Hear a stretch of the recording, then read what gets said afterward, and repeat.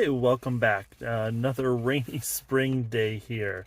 So, just got out of seeing the movie Book Club 2. There's a subtitle which I do not remember at this point. The Italy trip, European trip. I'm not sure. This movie centers around four friends. Never saw the first one. Candice Bergen, Diane Keaton, Jane Fonda, and Mary Steenburgen, who are absolutely the stars of this movie and deserve to be. Don Johnson is in it. Andy Garcia is in it. A couple other people I thought I recognized but didn't really know. But the four ladies that are the stars of this movie are absolute movie stars. I actually went into this movie thinking, gonna hate it, but it was the only thing playing, and my wife really wanted to see it, so hey, let's do it. And I'm going to say I didn't hate it. Considering some of the crap that I've seen lately, it is nice and refreshing to see a movie that is so well put together, so well acted. It looks great. It just, one of my common complaints in movies is predictability and cliche and, knowing exactly what's going to happen. But with a movie like this, that's what you want. You don't want big surprises. You don't want, stunning plot turns. You want to understand the characters. You want to know how they're feeling. You want to know what they're going to be going through. Maybe there's a road trip where something happens that, even if it's not that necessarily, unpredictable, it fits within the world that you expect them to live in. And that's what this movie does. It's absolutely good at that. The first half of this movie, I think, was a little bit better than the second half.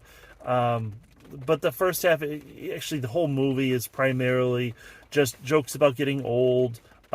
Too many of which I felt myself. That was a little sad. Double entendres and jokes about drinking or wine or whatever. But of course, they are in Italy. And I don't know what is with, maybe it's just the movies that are out this year or the movies that I'm seeing lately, but it feels like so many of them are centered around, or at least have a large section in Italy. And, very well represented in film. And again, it comes across, you see a good portion of the countryside. They represent the cities and the culture. And, it's just very well done. I don't know what to say, that I wasn't a stone block watching the movie. There were definitely some emotions. The ladies, the actors in this movie are absolutely, as I said at the beginning, absolutely fantastic. And if you find yourself at a point where, it's on, if you have any questions about seeing this movie, definitely, sit down. See it, stream it, skip it. I don't know that you necessarily need to see it in the theater, though it was really cool. We weren't in one of the big theaters, but, kind of one of the mid-size. And it was almost totally full. Now, it looks like the Trailways bus dropped off all the gray hairs before stopping at the casino. But whatever, that's the demographic of this movie. And so it's nice to see, because it's really kind of sad.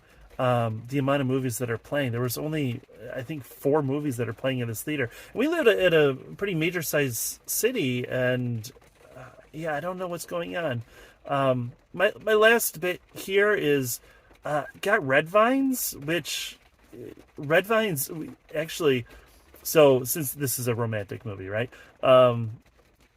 It was my wife and I, our first date. The theater had stopped carrying Twizzlers.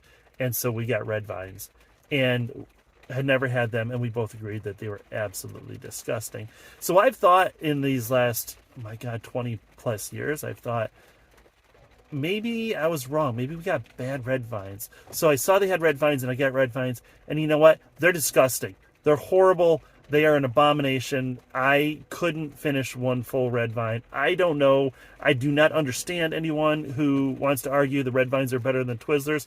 I will fight you, because they're horrible. They should not be sold at any premium candy or anything. Oh my God, they're horrible. So anyway, that's my last take. If this movie's on streaming, absolutely go ahead and stream it. I say it's worth sitting down for. I say it's an hour and a half. I don't even know the actual runtime of it, but it's a fun movie. And as someone who I've said in some of my other videos, my heart doesn't really beat like normal.